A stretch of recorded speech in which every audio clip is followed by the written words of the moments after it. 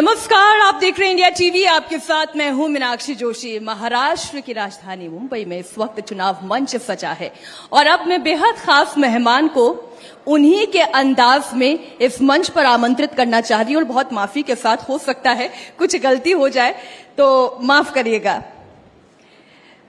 तो उन्हीं का अंदाज है, उन्हीं के शब्द हैं। ये अन्याय के खिलाफ लड़े इसलिए उच्च सदन जा पहुंचे। ये अन्याय के खिलाफ लड़े इसलिए उच्च सदन जा पहुंचे। अपनी पार्टी से भले ही हैं अकेले, अपनी पार्टी से भले ही हैं अकेले, लेकिन मनमोहन से लेकर मोदी सरकार में बराबर खड़े। लोग कहते हैं इन्हें महाराष्ट्र का मौसम वैज्ञानिक। जरा जोरदार तालियों से स्वागत करें रामदास आठवले। बहुत स्वागत सर आपका। हाँ ठीक है, आप तो स्वागत कर रही है, लेकिन चुनाव में आपने मेरा स्वागत करना चाहिए, हमारा स्वागत करना चाहिए। और आप तो मतलब आपका नाम तो है मीनाक्षी जोशी। मैं हूं मुंबई वासी, लेकिन आपका नाम है मीनाक्षी जोशी। तो आज जो मतलब ये चुनाव का मंच है, देखते हैं कौन है कितना तैयार, देखते हैं कौन है कितना तैयार। महाराष्ट्र में किसकी बनेगी सरकार, देखते हैं कौन है कितने तैयार। महाराष्ट्र में किसकी बनेगी सरकार।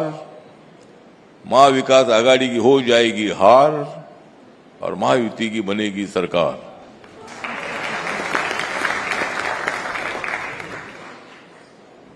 रामदास जी, आपने तो पहली भविष्यवाणी कर दी है कि महाविकास आघाड़ी की हार होने वाली है, महायुति की सरकार बनने जा रही है। लेकिन पिछली बार भविष्यवाणी में कुछ तो लोचा हो गया। मैं देखिए मुंबई में खड़ी हूं इसलिए लोचा बोल रही हूं। ऐसे कि कांग्रेस की गाड़ी भी बड़ी सरपट चल निकली, वो 40 से 99 तक आ गए। नहीं, भविष्यवाणी तो होती है, लेकिन हर बार भविष्यवाणी सही नहीं होती है।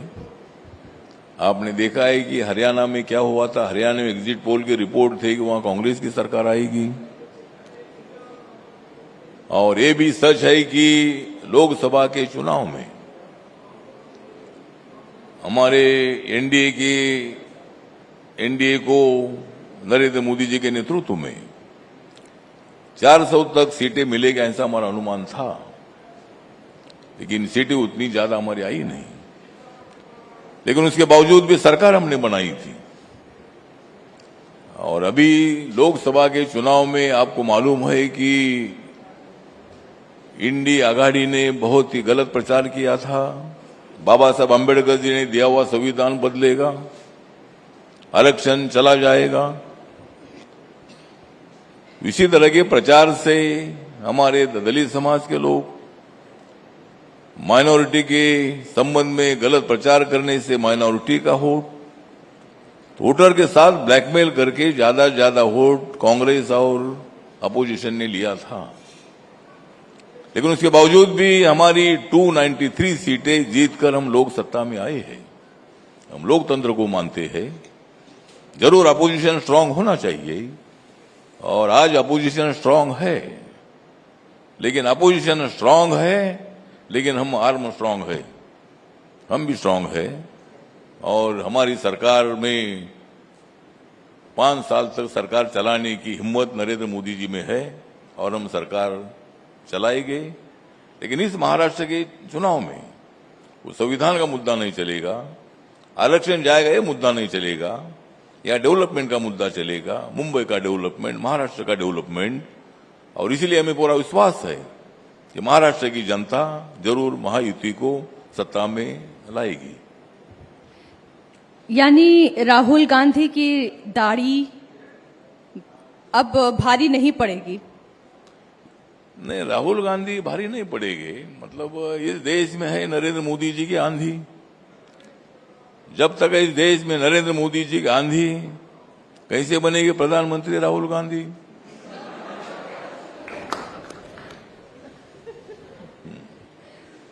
और जो महाविकास आघाड़ी की है तैयारी, नहीं, महाविकास आघाड़ी है, हर एक पार्टी को सत्ता में आने का पूरा अधिकार है। महाविकास आघाड़ी की भी कोशिश है।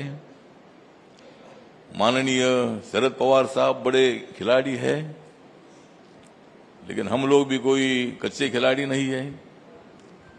वहां उद्धव ठाकरे साहब भी हैं, कांग्रेस पार्टी भी है, तो तीन लोगों का गठबंधन वहां है। उनकी भी कोशिश है कि भाई हमारी सरकार आनी चाहिए। तो देखते हैं, जनता पर है, निर्भर है।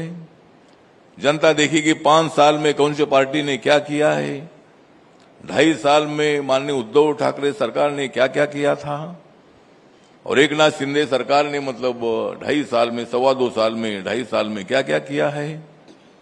इसका लेखा जोखा जनता देखेगी और जरूर जनता इसके बारे में विचार करेगी। जो जनता का फैसला होगा वो फैसला हमें मंजूर रहेगा।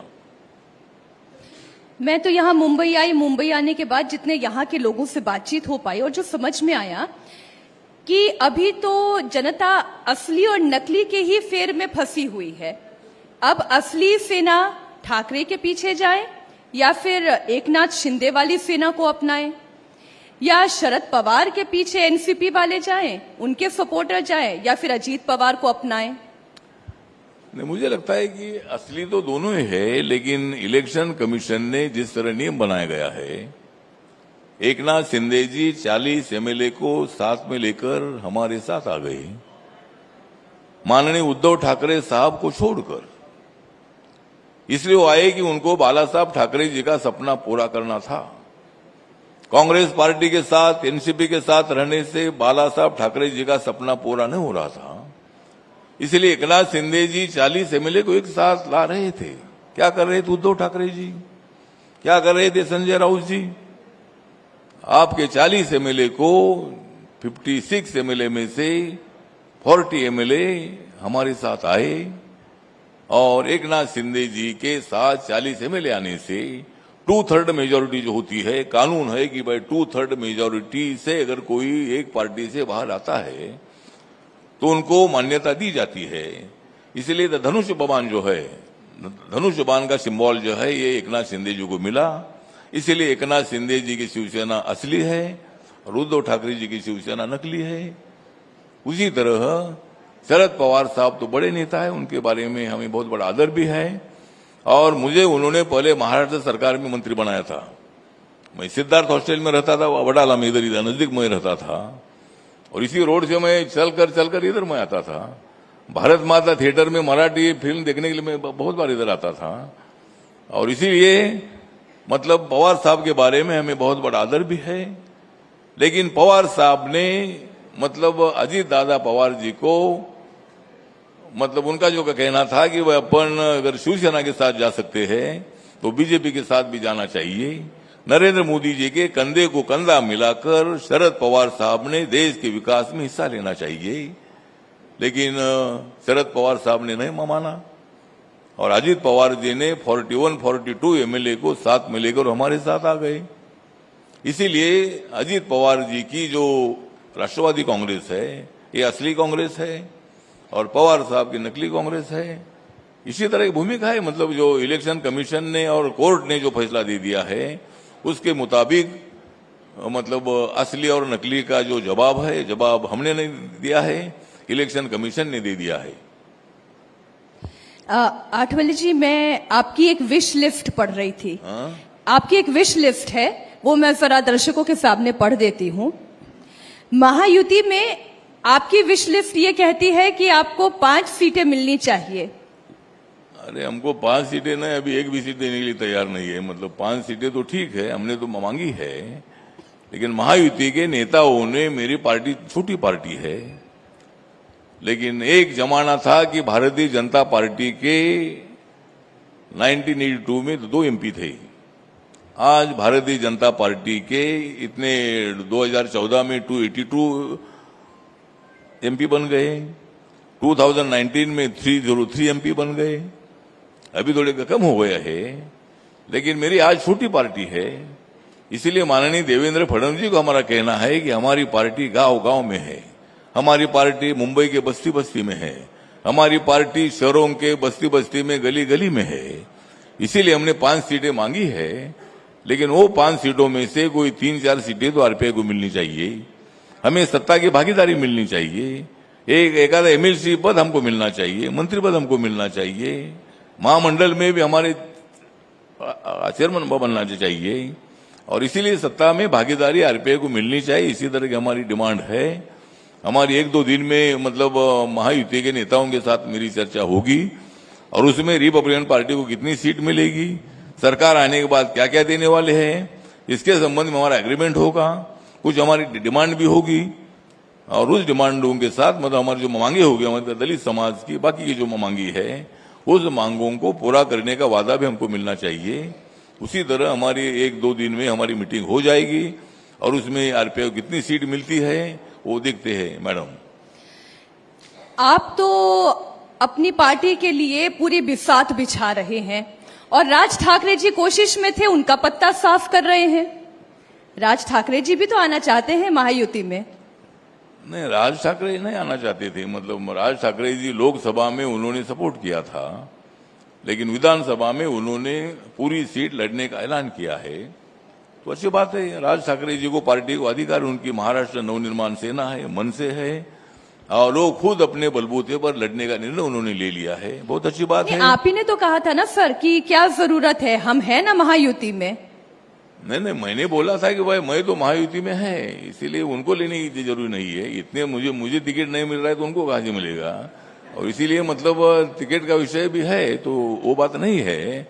लेकिन राज ठाकरे जी ने अपना निर्णय ले लिया है और आज महाराष्ट्र में ये स्थिति है कि एक बाजू में महायुति है, दूसरे बाजू में महाविकास आघाड़ी है, तीसरे बाजू में परिवर्तन क्या परिवर्तन शक्ति एक वो एक थर्ड फ्रंट है और हमारे महादेव जानकर जी कुछ सीटें लड़ रहे हैं, आदरणीय प्रकाश अंबेडकर जी पूरे सीट लड़ रहे हैं। इतनी सीट लड़ रहे हैं कि भाई लड़ो और पढ़ो। आपने अभी प्रकाश जी का नाम लिया, आप खुद भी नेता हैं, लेकिन फिर भी महाराष्ट्र में दलितों के लिए एक कोई पार्टी, एक कोई फोरम क्यों नहीं बन पाया? सब टुकड़ों में छोटी छोटी पार्टियां क्यों रह गई? ना, एक फोरम बनना चाहिए। मैंने तो बहुत बार ये भूमिका रखी है। एक बार तो मैंने मायावती जी को न्योता दिया था और देश भर के सभी दलित नेताओं को एक साथ लाकर हमने बीच में जब रामविलास पासवान जी थे तब रामविलास पासवान जी, मैं और उदित राज जी हमने एक नेशनल दलित फ्रंट बनाई थी।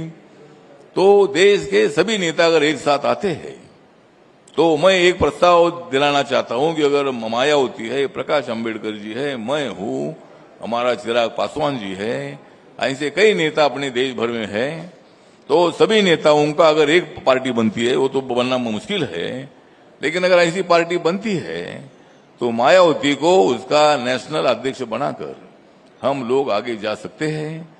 और मायावती ने बहुजन समाज पार्टी, बाबा साहब अंबेडकर जी की party Republican party of India है। बाबा साहब अंबेडकर जी सभी वर्गों को साथ में लेना चाहते थे। अभी ये हिंदू मुसलमान की बात हो रही थी, तो अगर नहीं एक साथ आएगी हिंदू मुसलमान, और एक साथ आ जाएगी हिंदू मुसलमान तो देश की बढ़ जाएगी शान। हम सब लोगों ने देना है अपने एकता की तरफ ध्यान, हम सब लोगों ने देना है अपने एकता की तरफ ध्यान, और पाकिस्तान गड़बड़ करेगा तो उनके ऊपर लगाना है अपने को बैन। और इसीलिए ये भी काम हम सब लोगों को करने की आवश्यकता है। और इसीलिए मुझे लगता है कि सभी दलित नेता एक साथ आते हैं, तो मैं तो अभी सभी एक साथ लाने की कोशिश करते करते मैं हतक चुका हूं। अभी इंडिया टीवी को मेरा निवेदन है कि आप सब नेताओं को एक साथ लाओ, मेरी तैयारी है। आप तैयारी कर रहे हैं और राहुल गांधी खुद को दलितों का नेता साबित करने में लगे हुए हैं। नहीं, दलितों के नेता तो उन्हें फिल्मों में भी दलित काउंट करते हैं कितने हैं, वो कंपनीज में दलित काउंट करते हैं कितने हैं, ओबीसी काउंट करते हैं कितने हैं। नहीं, दलितों के नेता हम ही है, लेकिन मेरे पार्टी का विजन है कि दलित और सवर्णों को जोड़ने का। बाबा साहब अंबेडकर जी का मिशन था कि सभी जाति धर्म के लोगों को एक साथ लाने का मिशन है बाबा साहब का मिशन। और बाबा साहब अंबेडकर जी 1952 में इसी जगह से लोकसभा चुनाव लड़े थे लोकरो नाम का एक लोकसभा क्षेत्र था। और जब 26 जनवरी 1950 को देश का संविधान लागू हुआ था, उसके बाद पहला इलेक्शन हुआ था 1952 को, और तब Baba Saheb Ambedkar ji all India scheduled caste federation के टिकट पर इसी लोकरो क्षेत्र से खड़े थे। लेकिन तब कांग्रेस पार्टी के काजरोलकर नाम के एक दलित समाज के नेता ने ही बाबा साहब अम्बेडकर जी को हराया था। बाबा साहब अम्बेडकर जी 1954 को भंडारा से खड़े थे, वहां भी दलित समाज के कांग्रेस के आदमी ने बाबा साहब को हराया था। इसलिए बाबा साहब ने all India scheduled caste federation बर्खास्त करके Republican party of India A party की स्थापना करने का उन्होंने सोचा था। और बाबा साहब का कहना था कि देश में दो ही पार्टी होनी चाहिए, एक कांग्रेस पार्टी, रिपब्लिकन पार्टी। ऐसा बाबा साहब का एक मिशन था। अमेरिका में, फ्रांस में, जर्मनी में, कई देशों में टू पार्टी सिस्टम है, लेकिन ऐसा हुआ नहीं। बाबा साहब अम्बेडकर जी के वक्त मतलब पार्टी स्थापित नहीं हुई, लेकिन आज रिपब्लिकन पार्टी हम चला रहे हैं और देश की राजनीति हम कर रहे हैं। लेकिन राजनीति में हमारा समाज एक साथ नहीं है, लेकिन उस समाज को एक साथ लाने का प्रयत्न जरूर हमारा है। आप इतनी कोशिश कर रहे हैं, यही कोशिश राहुल गांधी कर रहे हैं, तो आप ये क्यों कहते हैं कि राहुल गांधी बेकार है? नहीं, राहुल गांधी कुछ नहीं कर रहे। राहुल गांधी खाली संविधान का किताब दिखा रहे हैं। मतलब संविधान का किताब दिखाकर वोट तो एक बार ले लिया, लेकिन हर बार इतना संभव नहीं है। संविधान खाली दिखाकर काम नहीं चलेगा। कांग्रेस पार्टी के हाथ में 60-70 साल तक सत्ता थी, क्यों नहीं कांग्रेस पार्टी ने गरीबी हटाई? क्यों नहीं देश की इकोनॉमी ऊपर लाई? हमारे मोदी साहब के कार्यकाल में 10 नंबर जब 5 नंबर पर आए हैं। अभी देखो ये 5 साल में अपनी इकोनॉमी 3 नंबर पर आएगी, दूसरे 5 साल मिलेगी 2 नंबर में आएगी, और 5 साल मिलेगी तो 1 नंबर में आएगी। तो मतलब इस देश की इकोनॉमी 1 नंबर पर लाने की कोशिश हमारी है। और नरेंद्र मोदी जी का विजन है देश को बहुत ऊंचाई तक पहुंचाने का है। इसलिए राहुल गांधी जी ने इतनी जल्दबाजी नहीं करनी चाहिए। कितनी भी जल्दबाजी करेंगे तो उनको जल्दी प्रधानमंत्री बनने का मौका नहीं मिलने वाला है। तो इसीलिए जब तक हम लोग एक साथ हैं, हमारी एनडीए स्ट्रांग है, तब तक उनको ये संभव नहीं है। इसलिए आप सदन में कहते हैं कि मैं उधर आकर क्या करूं? हाँ, तो मैं तो बोलता हूँ भाई मैं उधर जाकर क्या करूं? मतलब उधर जाना है, मतलब भूखा मरना है, उधर जाकर के क्या करूंगा? मतलब मैं अभी मुझे मालूम है कि भाई हवा तो नरेंद्र मोदी जी की है, तो मुझे पॉलिटिकल हवा का रुख मालूम होता है कि भाई कब कौन सा निर्णय लेना चाहिए। और जब तक नरेंद्र मोदी जी हवा है तब तक मैं इधर हूं। इसलिए नितिन गडकरी आपके लिए कहते हैं कि चौथी बार हमारी सरकार बने ना बने इसकी कोई गारंटी नहीं, लेकिन रामदास आठवले चौथी बार मंत्री जरूर बनेंगे। हाँ, मतलब गारंटी मतलब है, मतलब हमारी तो गारंटी है कि मतलब मेरी जरूर गारंटी है कि दूसरे कोई बने या ना बने, लेकिन मैं बनने वाला हूँ। और इस गारंटी के पीछे किसकी वारंटी है? इस गारंटी के पीछे किसकी वारंटी है? नहीं, वारंटी है, मतलब वारंटी तो है, मतलब हम लोग हैं अभी मोदी साहब के साथ है। मोदी जी की हवा और भी चलने वाली है। 10-15 साल तक मोदी जी की हवा चलती रहेगी, तब तक मैं उधर रहूंगा। जब हवा बंद हो जाएगी तो मैं सोचूं।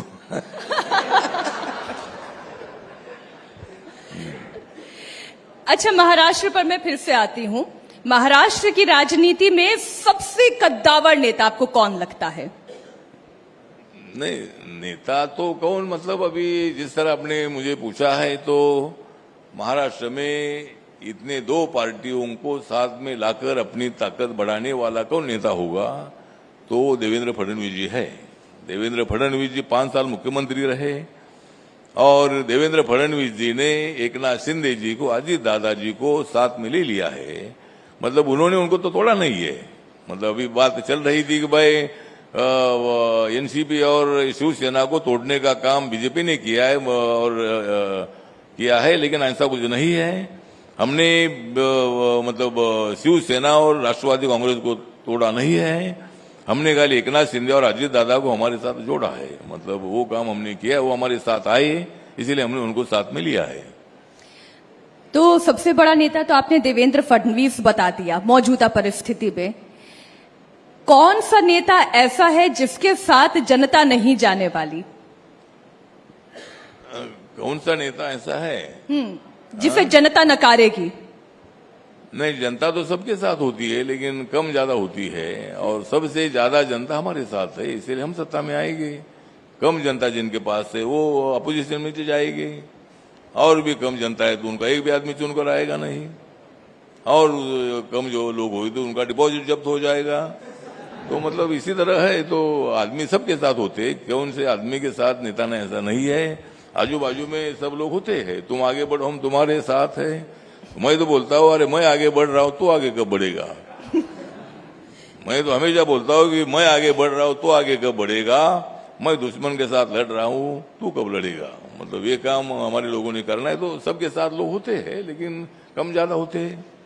अच्छा, यहाँ तो एकनाथ शिंदे का चेहरा है महाविकास आघाड़ी में, लेकिन वहाँ माफ कीजिएगा महायुति में, लेकिन महाविकास आघाड़ी में कोई चेहरा अभी तक नहीं दिया गया। इसके पीछे आपको क्या रणनीति समझ आती है? नहीं, महाविकास आघाड़ी में चेहरा मतलब एक मुख्यमंत्री का चेहरा नहीं दिया है। उद्धव ठाकरे जी चाहते थे कि भाई उनका चेहरा आगे लाए, लेकिन पवार साहब ने बोला कि इतनी जल्दबाजी मत करो।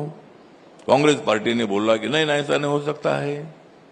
तो अभी तीन पार्टी में से जिसकी सीट ज्यादा आएगी उसका चेहरा आगे आएगा, लेकिन तुम्हारी ज्यादा आएगी तो कितनी ज्यादा आएगी? सरकार बनाने तक तो सीटें आएगी ही नहीं उनकी। इसीलिए मुझे लगता है कि सरकार बनाने के लिए हमारी सीट ज्यादा आएगी। और महाविकास आघाड़ी में एक नाम का मुख्यमंत्री पद का नाम अनाउंस नहीं किया है।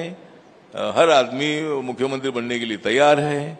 आज महाराष्ट्र में एक फैशन है, हर एक आदमी बोर्ड लगाता है, अपना होल्डिंग लगाता है कि ये मुख्यमंत्री बनेंगे, वो मुख्यमंत्री बनेंगे, और जो बोर्ड लगाते वो कभी नहीं मुख्यमंत्री बनेंगे। मतलब खाली बोर्ड लगाने से मुख्यमंत्री नहीं बनते हैं। लेकिन ठीक बात है, सभी लोग बोर्ड लगा रहे, अच्छी बात है। हर एक को लगता है कि मुख्यमंत्री बनना चाहिए, लेकिन मुझे नहीं लगता है कि मुख्यमंत्री बनना चाहिए। मुझे लगता है दिल्ली में ही मंत्री रहना चाहिए।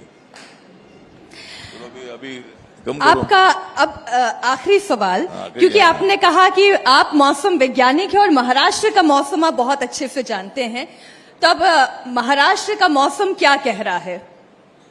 नहीं, मैं तो जनता के दिल को जानता हूं। मैं तो जनता के दिल को जानता हूं, और इसीलिए हमारी महायुति की सरकार आएगी, ऐसा मैं मानता हूं। मतलब मुझे विश्वास है कि सरकार हमारी आएगी, क्योंकि हमारी सरकार आने के लिए मैं उनके साथ हूं। लेकिन हमारी पार्टी कुछ टिकट देनी चाहिए, और मेरा पूरा समाज महायुति के साथ है। और महायुति 170 से 170 तक सीटें जीतकर हम मतलब अगर हमको मिलने वाली है 100 सीटें 170, हमको मिलने वाली है सीटें 170, मैं तुमको देता हूं 70। बहुत बहुत धन्यवाद रामदास जी, हमारे साथ यहाँ जुड़ने के लिए, इस मंच की शोभा बढ़ाने के लिए। Thank you very much. Thank you.